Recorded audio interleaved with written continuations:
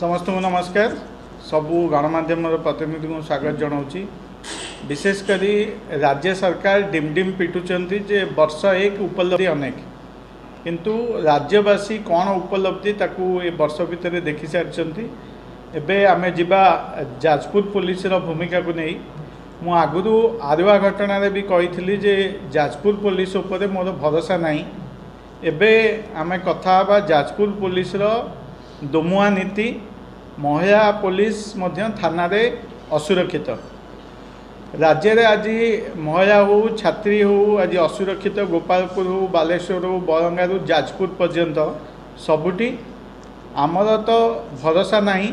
एबे साधारण लोकंकर भी मध्य असुरक्षित मन करुचंती। खोद महिला पुलिस मध्य थाना भितर असुरक्षित बोली जहाँ आपण माने सुनिथिबे। एवं पुलिस को मध्य न्याय दौनी पुलिस धर्मशाला रे जड़े महिला एएसआई निजे एफआईआर करथिले जे राति अधारे थाना रे पसी थाना ऑफिसर को चेयर रे बसी से एएसआई को अब्यूज करथिले, भाषा मध्य कहिथिले, असल्ट मध्य करथिले, मिसबिहेव मध्य करथिले एवं तांकू जीवन रू मारी दवा को धमक देइथिले।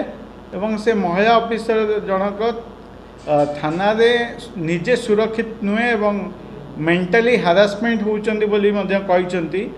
एहा मध्य पाखापाखि 2 मास रु अधिक समय गलाणी, किंतु एक्शन तो दूरर कथा पुलिस तांको सांगे धरी बुलुचंदी। पचारिबारु पुलिस कहिचंती जे आमे तथ्य खोजुचु, प्रमाण मिलले आमे एक्शन नेबु बोली।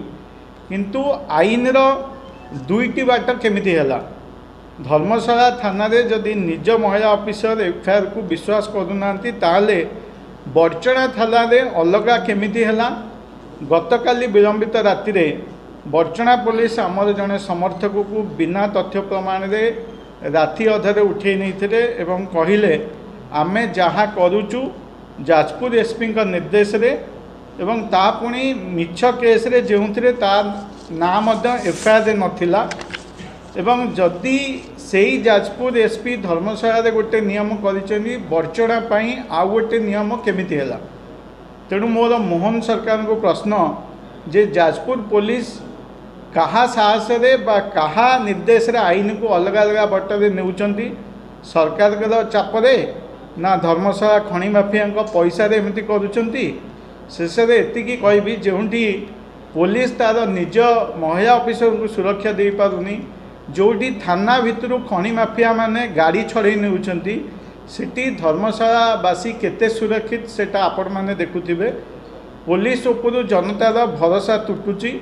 आमको एबे भगवान ही साहा। भगवान आम जाजपुर एसपी को सद्बुद्धि दियंतु, साहस दियंतु, जेमिति से तांका निज कर्तव्य ठीक भाव में लिभे पारिबे। Thank you.